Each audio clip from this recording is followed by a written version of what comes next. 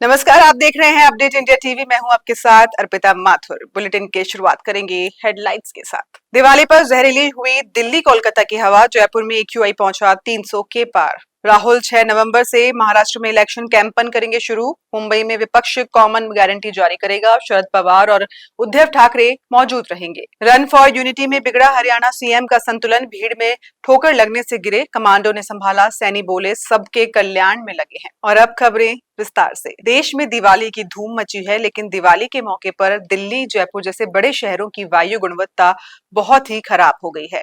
पटाखों की वजह से लोगों को प्रदूषण से कोई परेशानी न हो, इसके लिए कई राज्यों में आतिशबाजी पर बैन भी लगा दिया गया था, लेकिन लोगों ने फिर भी जमकर पटाखे फोड़े, जिसके परिणाम स्वरूप दिल्ली समेत कई शहरों की आबो हवा बिगड़ गई है, जो कि चिंता का विषय है।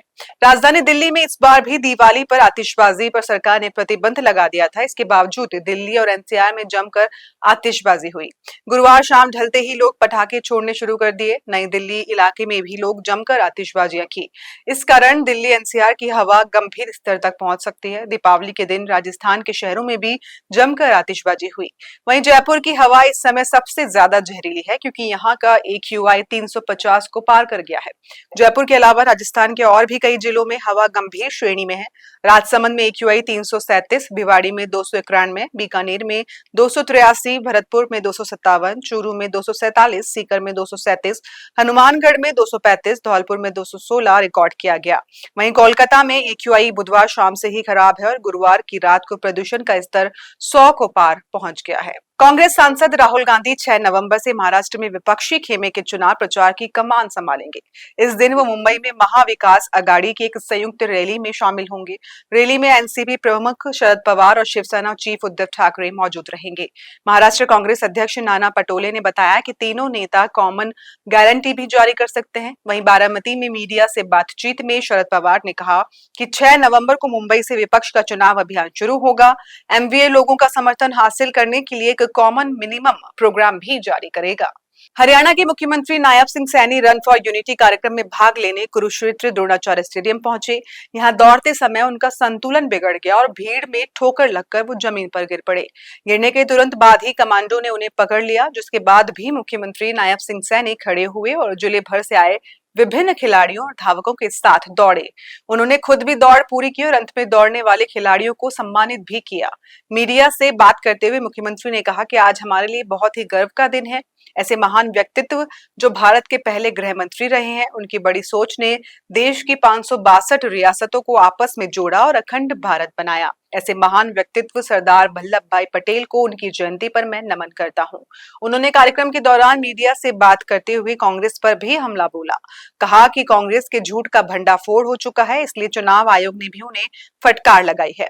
कांग्रेस हमेशा झूठ की राजनीति करती है। कांग्रेस की तरफ कोई ध्यान नहीं दे रहा। कांग्रेस अब झूठ का सहारा लेकर लोगों को गुमराह करने में लगी हुई है।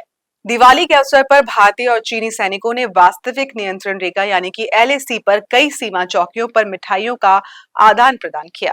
पूर्वी लद्दाख के देपसांग और डेमचौक क्षेत्र में भारत चीन सीमा पर सैनिकों की वापसी के एक दिन बाद दोनों देश के सैनिकों के बीच दिवाली के मौके पर मिठाइयों का आदान प्रदान हुआ है।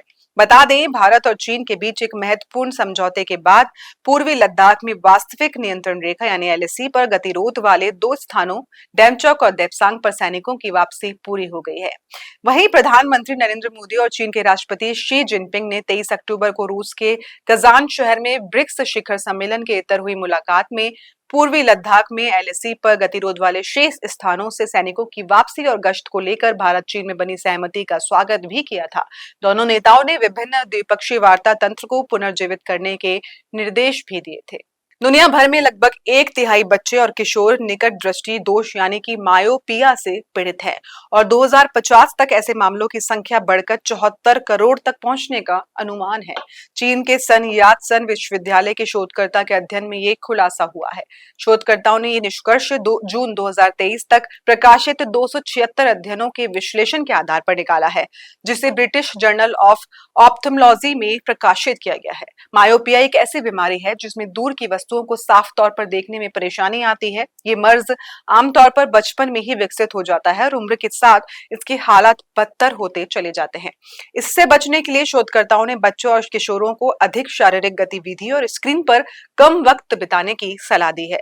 इन अध्ययनों में 5 से 19 वर्ष की उम्र के 54 लाख से अधिक बच्चे और किशोर शामिल थे और 19 लाख के करीब निकट दृष्टि दोष के मामले भी सामने आए थे। वहीं विजयनगर के शिव बाजार में स्थित एक कोरियर की दुकान में देर रात अचानक भीषण आग लग गई। मौके पर पहुंची पालिका फायर ब्रिगेड के पाइपों से समय पर पानी नहीं निकला और इस दौरान लोगों ने बाल्टियों की मदद से अपने स्तर पर आग पर काबू पा लिया। आग के चलते दुकान में रखा फर्नीचर जलकर राख हो गया। जानकारी मिलने पर आसपास के दुकानदार भी मौके पर पहुंचे और आग बुझाने में मदद की। अचानक लगी इस आग से दुकान मालिक को आर्थिक नुकसान तो हुआ, जिसका आकलन किया जा रहा है। वहीं सूचना देने पर पालिका दमकल मौके पर पहुंची, लेकिन पालिका दमकल के कर्मी तब असहाय नजर आए जब उन्होंने पानी फेंकने वाले फायर होस पाइप कैनल के सारे वॉलों को खोल दिया, लेकिन उसके बावजूद भी फायर होस पाइप कैनल से पानी नहीं टपका। लगभग आधे घंटे की कड़ी मशक्कत के बाद दमकल कर्मी एक छोटे फायर होस पाइप को चालू कर पाए।